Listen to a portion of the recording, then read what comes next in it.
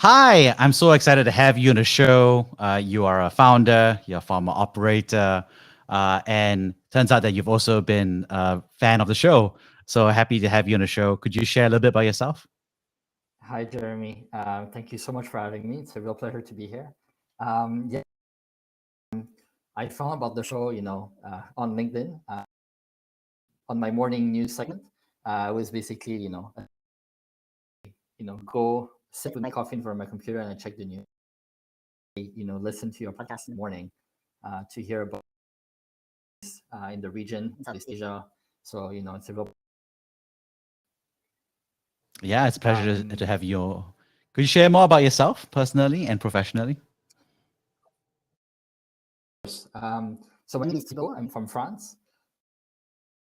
Currently the co-founder and CEO of Capssion. Um, One influencer marketing platform for e-commerce brands in Southeast Asia. We basically help hundreds of brands connect with influencers every day, and we try to make it as easy as possible for them. That's basically what we do. Awesome. And Before, how did you I get can share with you. into technology? Yeah. Yeah, Oh, how did you get into technology? Yeah. I did a lot of things. Since I graduated, I was into finance, and at some point, I in Lazada in its early days. Um, and I think this is where my career changed drastically.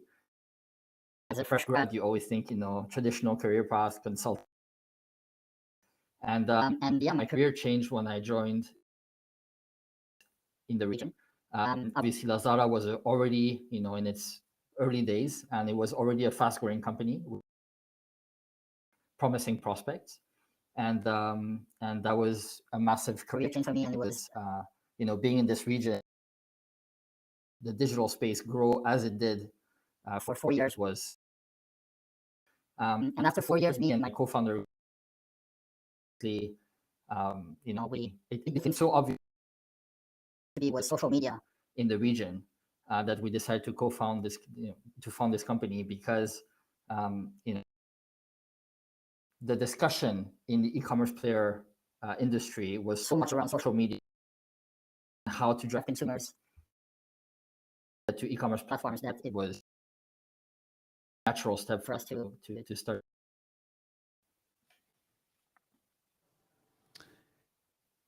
How did you decide to work for Lazada? Because it was both a geography shift as well as an industry shift for you at that time. So how did you choose to do that? Several reasons. I actually, I spent 8 years of in Asia, in Singapore, in Hong Kong, and in Seoul. And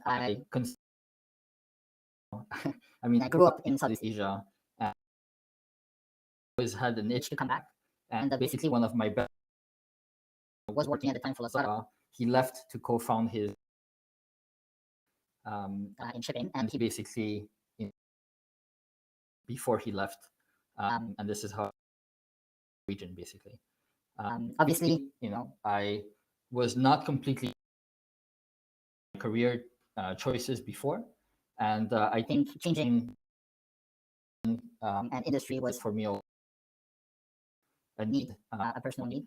Um, I wanted to work in a fast-growing industry where every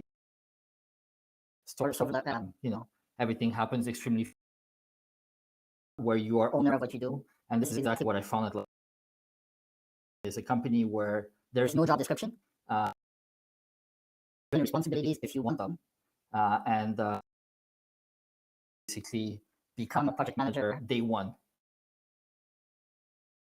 You sit down at a desk and you start speaking to people, and the projects kind of fall on you when you want them. And this is what I loved, and this is what I tried to bring onto Capssion. I want to work with people who believe in the space and who of the things that they do. Passion was shared across. And now here at Capssion, common denominator is that we're working for something bigger, and loved about going to work every day of my life. Yeah.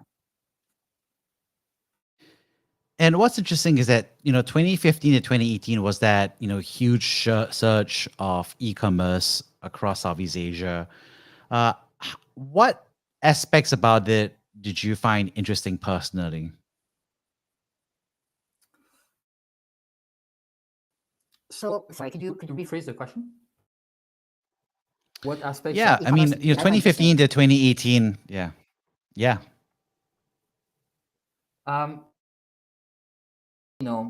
There's a massive, e-commerce penetration in the region, and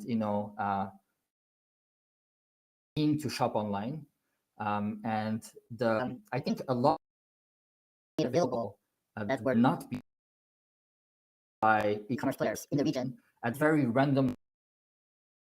I think the metro areas were very well served, sit for a while. But I think islands and remote locations in Southeast Asia served.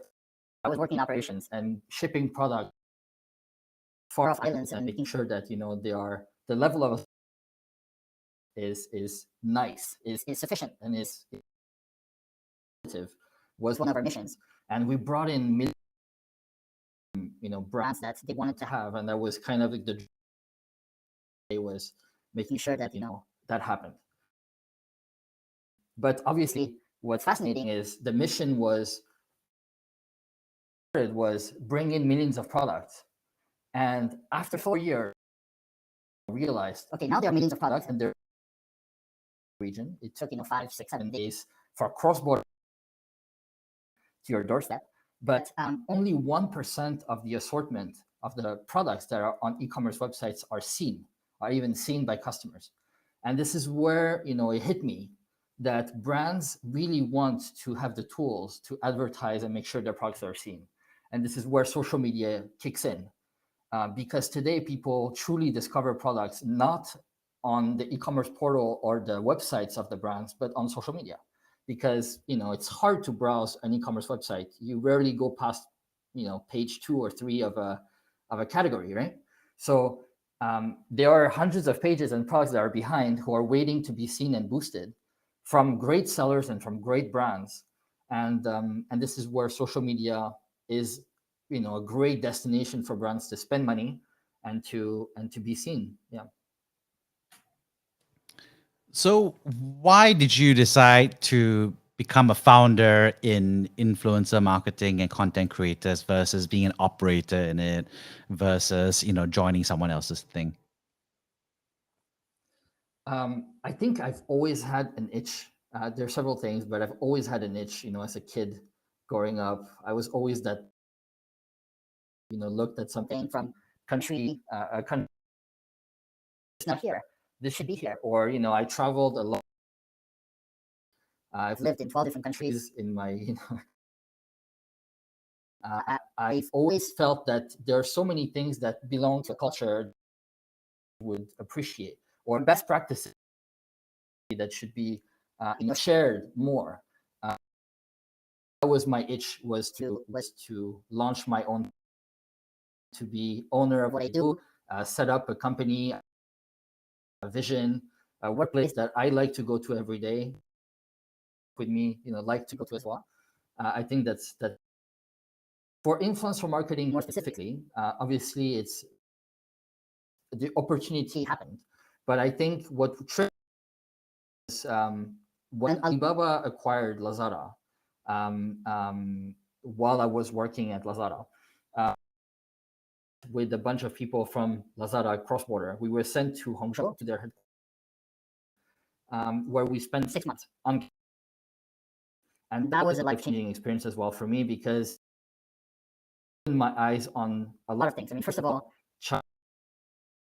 Chinese seller and brand ecosystem developed, advanced on social media, live streaming, social commerce tools, and a lot of the brands were there, and international brands that were using Alibaba-owned marketplaces wanted to spend money first and foremost on social media. for them, it was the obvious thing to do. And tried to bring in these brands into Southeast Asia as Lazada. We realized that the tools that were at our disposal to offer a good service to the brands that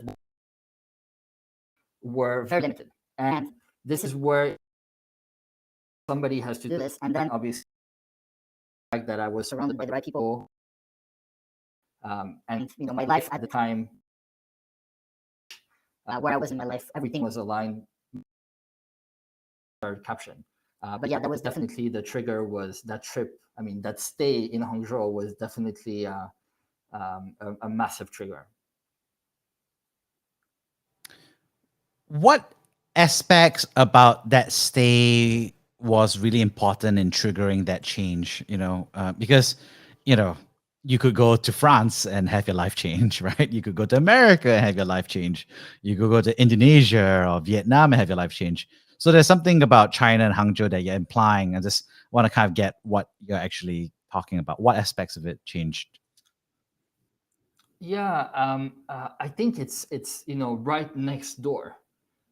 It's I mean, one of the first expansions that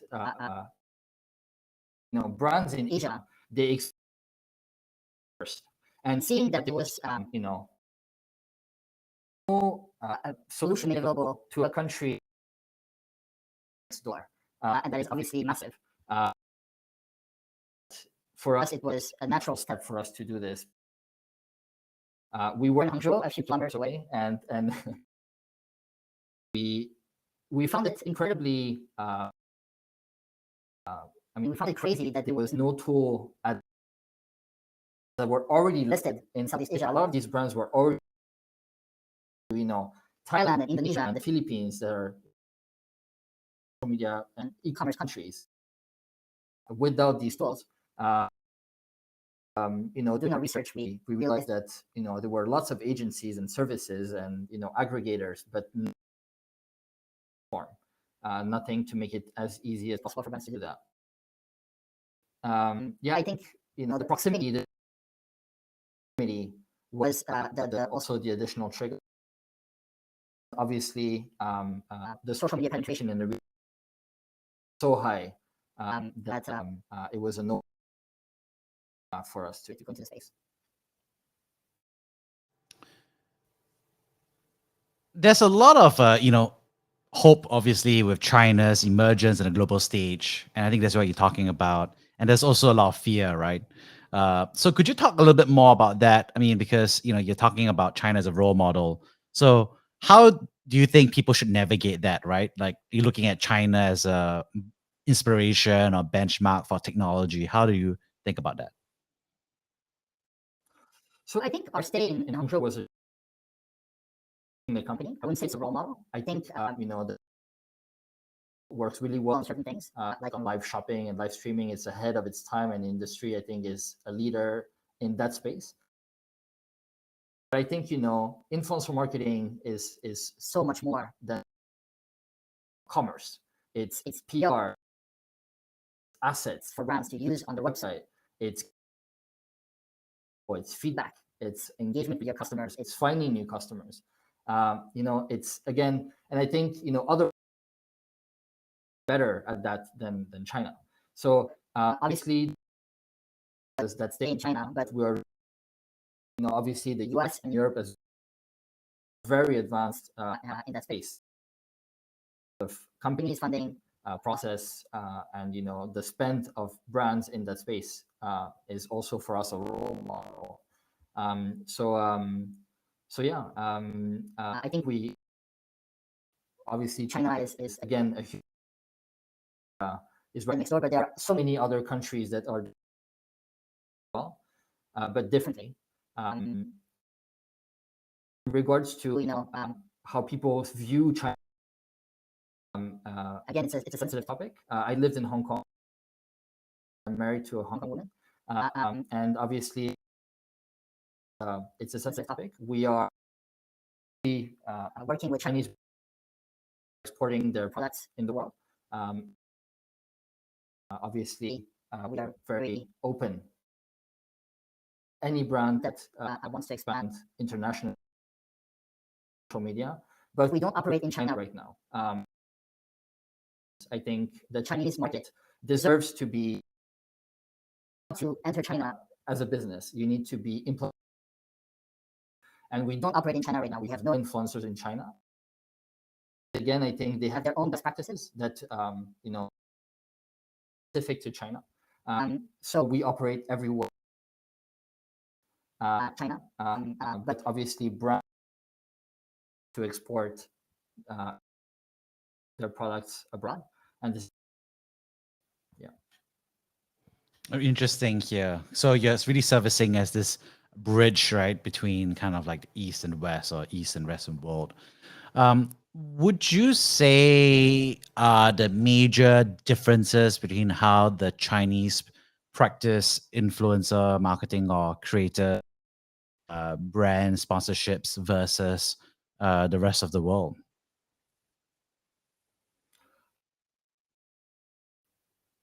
is your question? Yes. How do they differ? Yeah.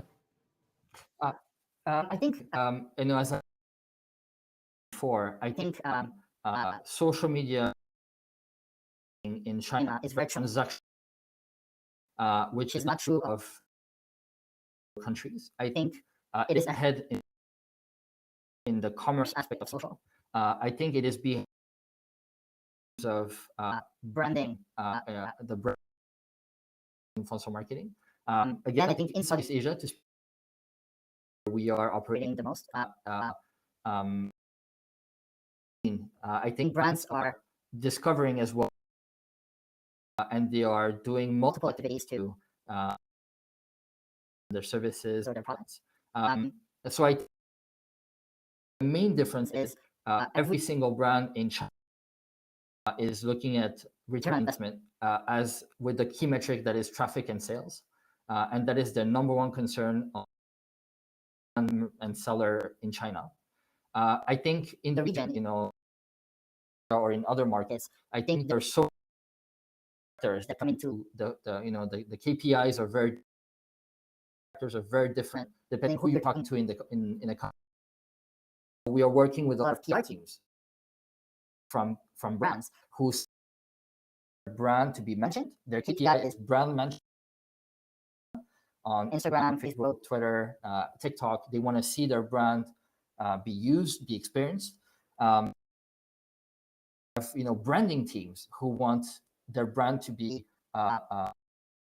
used well, and they want the assets that to be pretty. And the goal is, I want to simplify, but the goal is prettiness, because these are assets that will end up on, as hero image on an SKU, or they will end up as a website.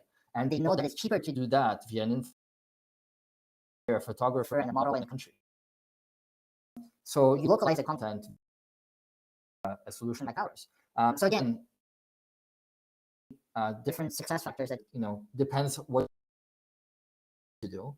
And I think this is why it differs a bit. Is I guess the multiple layers that other markets really enjoy, because I think it makes the industry very exciting to see so many activities being done in that space. Yeah. And when you look at Southeast Asia, how do you see that relationship between Southeast Asia and China playing out in terms of technology, either from creator economy or whatever aspect that you're comfortable talking about? Southeast Asia is a region. They are very different from each other, so close to each other. It's a big region in population and geographically. Of course, it has influences from every. I always talk about the Philippines. A lot of American influence in the country, and it has people spend over 4 hours a day on social media. Is absolutely insane when in the rest of the world is around 2 hours a day. So I think every country is different, and that's what makes it so unique. And this is why it's a market now brands are not ignoring anymore, and this is something I witnessed during is it was left on the side a bit, and well, China or Korea or Japan that national brands that are exported for in the fashion and space in the beauty industry, going to Europe or the US, or North America. Obviously, was this is Amazon also did that, but now there are whose only purpose is to develop brands in the region, and I think this is it's a region on its own. It's not from too many influences. I think identity over the last few years, social media space. So I think it's rich from China, but also from other markets. I want to say. And what's interesting is that you've been an operator and now a founder and CEO. What have you learned since your journey of being a founder over the past 3.5 years? Yeah, I think one thing that we when you come into the journey, you're always filled with so much excitement and energy, and obviously the beginnings are easy. I think what surprised me was the time when the time came for us to reach out to investors and to advertise our brand with people to before. And when we get to do your research through hundreds of funds, I think I didn't expect this process to be as long as it did. And for any entrepreneurs who are out, it is a process that requires, it's a full-time job. And as a co-founder and CEO, involved in the operations of my business every day, digging hands dirty to make sure that we had the best traction possible. The lesson here is, make sure you're working with a team that weight off your shoulders while you are doing it, deserves your full attention, and relationships with fans. You need to speak with them. You need to sell yourself. Something that is time consuming, and energy draining. So surround yourself well and make sure that there's no other tasks around you that are taking your focus from that, because obviously your goal as well as a CEO is to the company has money to develop itself, and it's a priority. So yeah, I think this is what I didn't expect. I thought I could every day do the fundraise, and I think I found out that it's 100% of your time to be How do you balance between fundraising and operations? Points, you work with you are owners. This comes back to my point. People around you, and I have so many. I mean, Kuse, co-founder with me, he has the qualities, also has the ones that I don't. And somebody. This is why I wanted to found to me with somebody that I knew was also worked. I knew how professional they were, and when the time came, and he was amazing in the priorities of the business and taking out more than he, but this is what also the entrepreneur is a human experience, and because it's all about adjusting and learning. First time founder, and our growth, but our growth as a team in the last 3 years has been,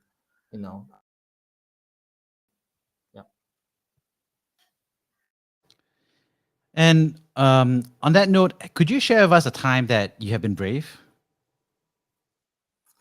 Yeah. So there's so many moments. I wanna list here. I wanna have a word around us in our personal lives that are supportive of what we do. Their energy and their support and the discussions that they have. Key.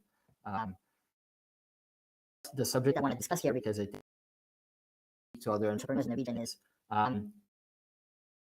Capssion. We were actually 3 co-founders initially. I want to share that experience because we parted ways with one of them along the way. I think that has been a brave moment for the company, as it was somebody, when you work every day with someone, to part ways. We are in great terms today. He has gone on to launch another company that has just gone. Really happy for him, and we still grab a beer when he's in town.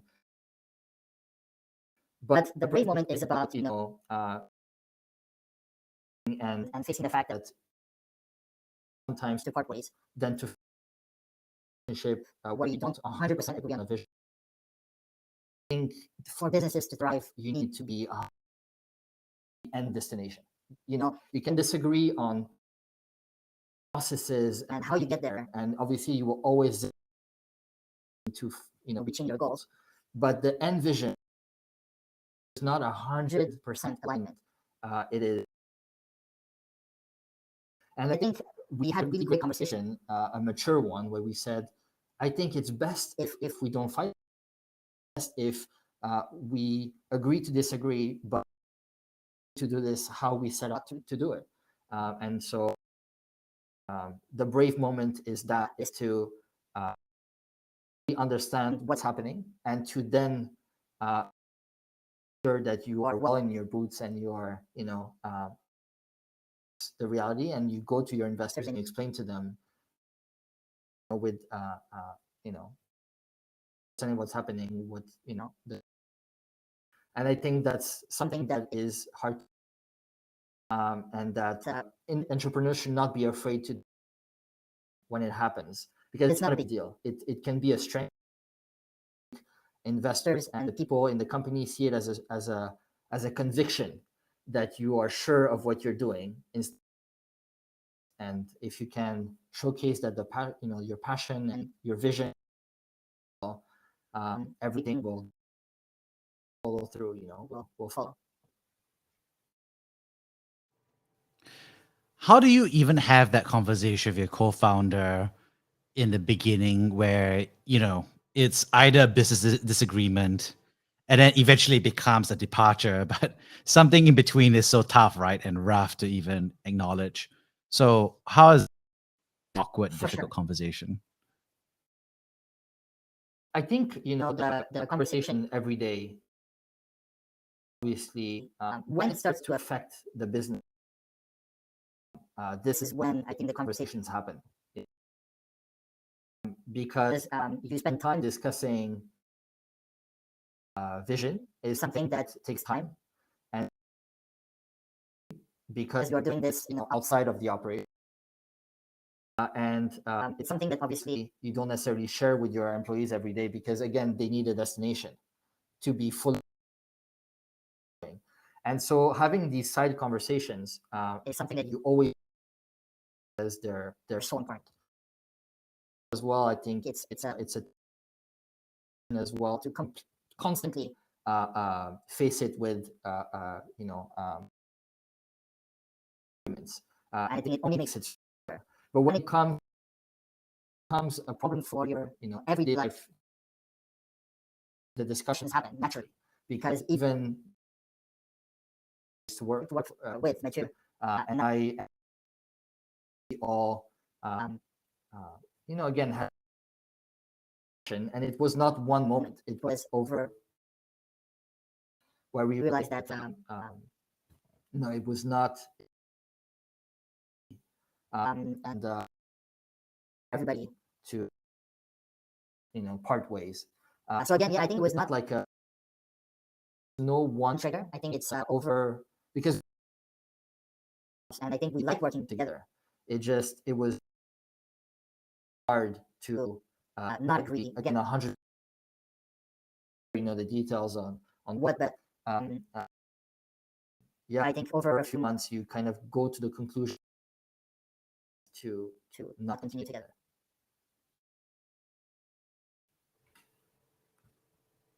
How do you do that? Because sometimes it's scary, right? Especially if you have to announce it to maybe some customers, some supporters, investors.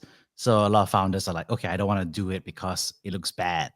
So how do you advise founders to process that or announce it or share it? I think we're lucky because we were in, and we are the person who left, and he was extremely mature in the way we transitioned him out. See, it doesn't always happen like this. So situation it will be different. But my advice here is speak to each other about the reasons why, and open and transparent day one. Like, I think what process easy for us was when we start feeling this way. I think key is to never keep things for yourself, especially between co-founders. I mean, they're at the same time best friends because you're spending every day with them. Every single day you're struggling, but you're also and you're having fun every day with them. So feel because they're the people you chose, never imposed you, and you chose them for a reason. Remember, partner with them in the first place. Make sure they know how special, and then tell them why it's not a very simple way. And they are the person that you partnered with, and it will be extremely simple.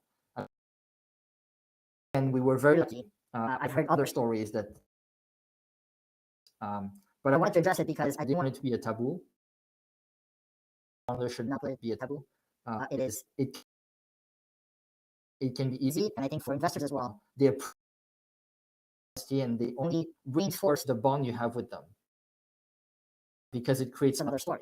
It adds to your experience and how confident you are about your vision. Also, as you're willing to do the things that need to be done for your business to thrive. So this is what I took on. Is it made us, and I am, I got so much closer as well to my other one that happened, and we kind of also found each other. Three, from a trio to a duo, that as well, and again, exciting new start. We know. Yeah. Why is co-founder breakups or departures or transitions a taboo? I think there is this misconception from entrepreneurs, not from anybody else, that it shows that you couldn't hold your own. That it's a challenge to your vision or your when somebody leaves. I think it's not. I think departures and in companies, especially high, because not everybody fits to the. I mean, it takes a certain type of people as well to be in the startup. I think it requires a certain mentality, a lot of ownership, a lot of courage. I think face the uncertainty of a business that might not exist a year from now. When you start, that is the people who join you are people who believe in what the journey will be. You sell them, the end goal. So I think it is taboo when somebody leaves, especially somebody this level, somebody who's a and he was company. Obviously, he started this from day one with me and Hussein. And again, the same way I told you that be honest with your co-founder, be also very open with your employees. they need to know as well before everybody else. They need to bad, they need to know what's happening. Communicating with them was also made us so again, yeah, I think it's taboo because there's of what it represents. I think it can be turned into a if managed properly, because it's, you think about it, some is not a fit for a market. It happens every day in a lot of companies, and then people things. So again, so just go with it. Go with it. And how would you recommend people structure that, departure, right? The conversation. Should they talk to the co-founder first, settle it, then talk to the investor, then talk to employees? Or how would you go about that sequence? Yeah, I think obviously co-founder to co-founder is the heart of where it needs to happen, and letting anything through before is, I think, in my opinion, because this is where things can go south. Is then people, I think, manage, then speak to investors, ones who trusted you very early,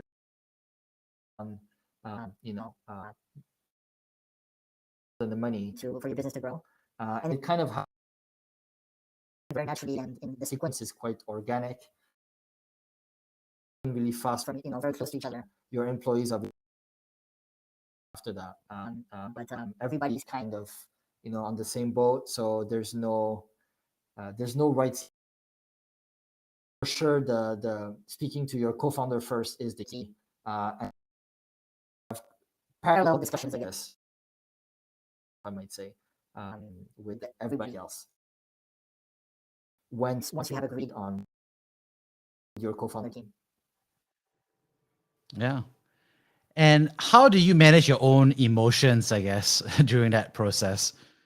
So how do you, as a founder who's having someone depart, do you, like, I don't know, go through the 7 stages of grief, or what goes through emotionally?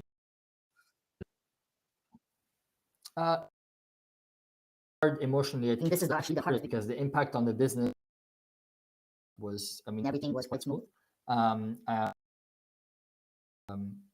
Life of a company, it's the life of a company. When you have a business that has hundreds of brands come in every day, it kind of keeps you going. Where this is the drive operation. When the business is fast growing, it's the biggest drive. But emotionally, is you lose a friend you were speaking to every day. So obviously, we still have to date a WhatsApp group change about soccer and what's happening in the tech world, and about news about our personal lives. And it's still called Capssion Founders. I think if you can manage to personal relationship with the person who left, fantastic. So yeah, I think the friendship one, but it didn't disappear. It changed because we were not working together. But again, the day-to-day catches up to you, and you wake up every day with more business, and that's what gets you back in very, very fast. There's no time there, right? So yeah, you keep going. Yeah. Awesome. You just keep going. I love that. On that note, I'd love to wrap things up by paraphrasing the 3 big themes that I got from this conversation. The first, of course, is thank you for sharing about how Lazada, as well as your experience in China, was really the inspiration for a lot of your career, both in terms of culture, in terms of e-commerce, in terms of Southeast Asia, as well as the global trends. And so that was really interesting to hear you compare and contrast some of the different trends that were going on. Secondly, thanks for sharing your insights around influencer marketing and the differences that you see across the region. And lastly, thanks for your deep dive around, co-founder departures and how it's actually very normal and very common, and it's very professional, be very smooth, versus I think the taboos around it and the fear and the emotionality that's around there, that can make it hard to process and make it hard to have a good outcome. For I think being very frank and open about that whole process, about how to steer through that difficult, awkward, and long conversation to get to where the business can keep going, right? And everyone else can keep on going as well. So thank you so much for sharing. For sure.